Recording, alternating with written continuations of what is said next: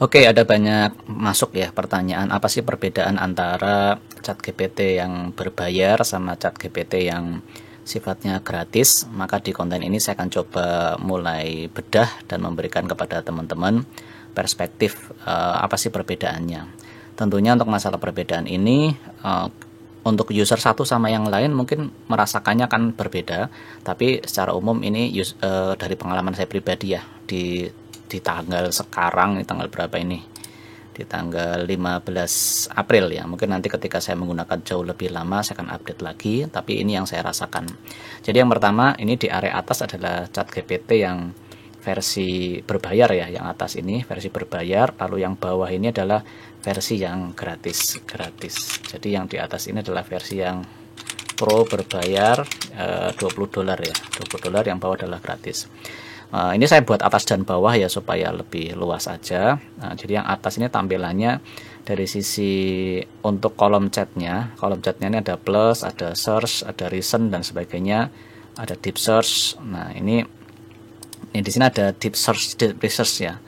Kemudian tools, ada canvas. Di sini ada reasoning. Nah, oke, sekarang mungkin dari sebelah kiri dulu ya. Di sebelah kiri ini yang paling menonjol adalah kalau di versi yang berbayar itu ada folder-folder. Jadi kita bisa membuat folder-folder sesuai topik ya.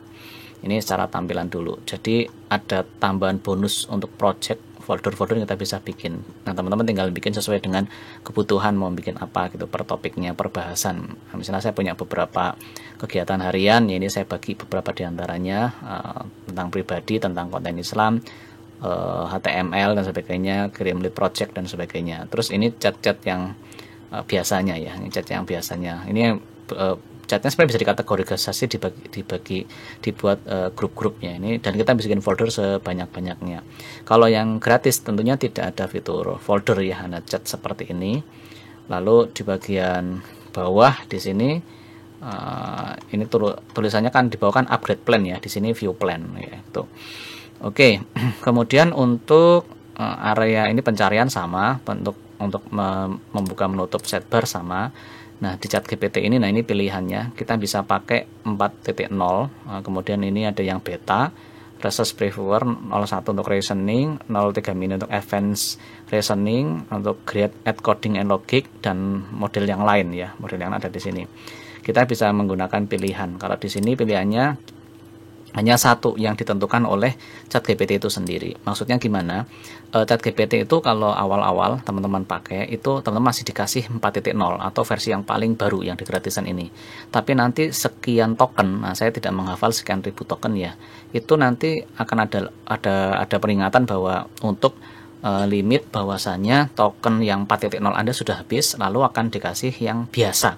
Nah, yang biasa di sini mungkin ya 3,5 ya, dia pakai yang 3,5 atau yang di bawah, atau 4 GB atau 4.0 mini mungkin ya, di antara saya tidak bisa memastikan itu, nanti mungkin bisa dicari, tapi intinya ada pembatasan. Jadi jawaban yang awal-awal kalau ditanyakan dia otomatis pakai yang GPT-40 yang terbaru. Cirinya teman-teman bisa mengupload data. Nah, mengupload seperti ini. Nanti kalau sudah berpindah ke gratisan, tombol uploadnya ini biasanya hilang. Ini di update yang saya bilang sekarang di bulan April ya.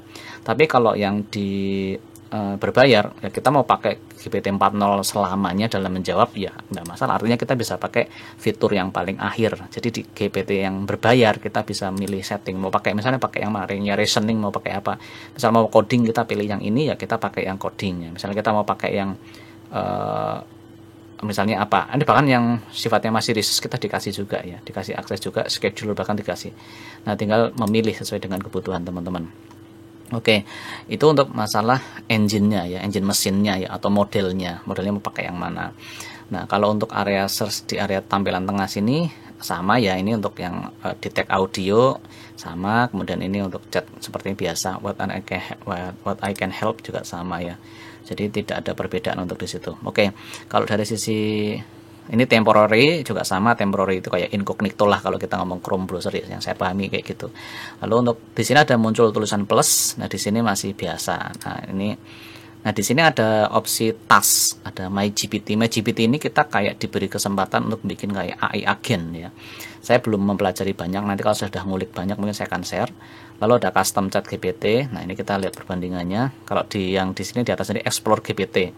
Explore GPT ya cuma ngasih tahu nanti ada beberapa AI agen yang bisa digunakan. Custom chat GPT, customize chat GPT, setting, upgrade plan, free chat GPT search extension, kemudian logout. Nah, kalau kita di sini fiturnya custom upgrade plan ini yang kalau nanti di sini berarti upgrade-nya ke arah tim ya, yang $200 ya. Get chat extension, bedanya berarti di sini ada task dan kemudian ada MyGPT ya, nanti untuk membuat AI agen yang sesuai dengan kita mau. Misalnya Anda mau fokus mau bikin coding Python ya, berarti ini adalah AI ChatGPT Python yang ada di akun Anda. Misalnya khusus untuk membuat nulis buku atau artikel nanti bisa disetting seperti itu. Walaupun nanti di settingan di foldernya nanti saya akan buka untuk settingan folder ya, salah satunya kita akan buka untuk hal itu. Ini tampilannya seperti itu. Nah, sekarang saya akan mendalam ke arah folder ya, ke arah folder. Misalnya saya membuat folder misalnya yang HTML kan ya, yang HTML kan. Nah, ini yang menarik adalah di sini untuk add files. Jadi kita bisa memberikan, jadi gini, kita tidak perlu berulang-ulang memberikan konteks tentang misalnya bisnis kita apa. Misalnya saya di pelatihan terapi pas Al-Kasau ya, misalnya saya terapi pas adalah apa, kegunaannya apa, untuk penyakit apa, cara daftar seperti apa. Kita tidak perlu mengulang-ulang memasukkan itu dalam prompt yang panjang. Jadi kita membuat instruction di sini kita isi. Nah, isi nanti ini akan menjadi panduan utama data yang misalnya informasi tentang brand kita bisa dimasukkan di sini atau tugas. Misalnya saya menggunakan ChatGPT untuk mengkonvert ke HTML ya, apapun ya. Saya bisa ya, ini sebenarnya chat aja, tapi saya dengan instruksi ini kita bisa memerintah ChatGPT jadi apapun ya. Teman-teman bisa merubah jadi apa saja untuk instruksi ini. Jadi misalnya persona dia sebagai apa, misalnya sebagai ghostwriter misalnya juga nggak masalah, bisa dimasukkan seperti itu. Jadi ini kayak setting prompt abadi ya. Nah, nanti kita akan gunakan berulang-ulang tanpa setting prompt lagi, tanpa setting prompt lagi. Maka best practice yang saya lakukan adalah saya membuat topik-topik dan saya kasih instruction yang memang bisa digunakan untuk berulang-ulang. Lalu di sini ada add files, misalnya teman-teman memasukkan misalkan data jurnal atau apa yang menjadi referensi, sehingga chat yang dalam folder ini akan selalu mengacu ke instruksi dan juga add file ini. Ini sungguh-sungguh sangat memudahkan dan sangat-sangat membantu daripada kita berulang mengetik prompt atau kita nyimpan prompt di notepad kemudian pas ke sini ini berulang-ulang bikin capek ya. Tapi dengan adanya fitur 2 ini, pokoknya dalam folder ini kita misal membahas masalah pertanian, konteksnya apa, misalnya masalah sawit ya, dimasukkan aja file tentang sawit, penelitian sawit dan sebagainya. Atau kita bicara masalah kesehatan, tentang kita membahas pengobatan tradisional ya, aturan-aturannya kita masukkan, Permenkesnya dan sebagainya kita masukkan, untuk kita ngobrol sampai jurnal dan sebagainya kita masukkan di sini semua. Dan asiknya ini filenya bisa banyak sekali ya, nanti bisa dimasukkan di sini, tidak ada batasan. Nah, itu untuk gambaran dari sisi tampilan. Ini instruksi ini sangat-sangat luar biasa. Kemudian jadi yang memang saya, tapi ada lagi menurut saya yang sayang banget ya, tapi sebenarnya bisa diakali dengan instruksi. Kalau ini sebenarnya kalau misalnya saya membuat folder yang itu bisnisnya untuk yang general, tapi saya pengen membuat kayak ada penyimpanan prompt misalnya dalam satu, misalnya saya membuat jualan produk, tokonya ada banyak produk ya, misalnya tokonya kesia.com gitu, saya mau jualan madu dan sebagainya dalam satu folder. Sebenarnya kalau ada subfolder untuk penyimpanan kayak prompt khusus itu akan semakin menarik lagi, tapi begini sebenarnya sudah cukup membantu ya. Jadi ada beberapa, ini sudah plus, tapi sebenarnya ada sisi yang sebenarnya bisa dioptimasi di sini. Jadi bukan hanya sumber product knowledge-nya saja atau business knowledge-nya aja, tapi sebenarnya dari prompt-nya juga kalau bisa disimpan, itu akan menarik gitu. Oke, selanjutnya adalah untuk akses GPT-nya tadi sudah ya saya bahas. Terus untuk pembuatan gambar, nah kan ada yang tanya, kalau untuk gambar kan kalau di ChatGPT gratis, tahu saya per berapa menit itu nanti dikenai token ya, maksudnya hanya bisa mensubmit gambar berapa kali dalam satu, nanti kalau nggak suruh besok pagi lagi gitu, intinya ada peringatan seperti itu ya. Tapi kalau di ChatGPT 4 ini bebas mau bikin gambar berapapun. Nah, ini yang bahkan kita bisa mengakses Sora ya untuk video creator, walaupun di sini masih ditulis sebagai masih beta project ya, belum 100% dirilis sama ChatGPT. Artinya kita kalau mau bikin gambar, mau bikin, saya tadi bikin banner dan sebagainya, hasilnya sangat bagus dan jauh-jauh sangat bagus sekali dibandingkan dengan yang dia itu sangat yang gratis gitu. Lalu untuk pengolahan data ya, untuk pengolahan data kan pengolahan data kalau kita pakai ChatGPT biasanya dia langsung mengaktifkan fitur Python ya. Pythonnya tuh muncul. Nah, kalau di ChatGPT gratis saya kadang ada batasan, baru kita kasih misalkan beberapa data Excel atau kita kasih data beberapa data dari MS Word dan sebagainya. Dia sudah kayak berapa baru loading berapa itu udah nyerah. Tapi kalau pakai yang berbayar tuh bandel banget. Kita mau kasih misalnya mau kasih PDF, mau kita mau kasih Excel, mau kita kasih data teks dan sebagainya, wah dia tuh anteng-anteng aja gitu. Ya dengan tentunya dengan speed internet kita lah, internet berapa dan sebagainya, tapi sangat-sangat membantu sekali.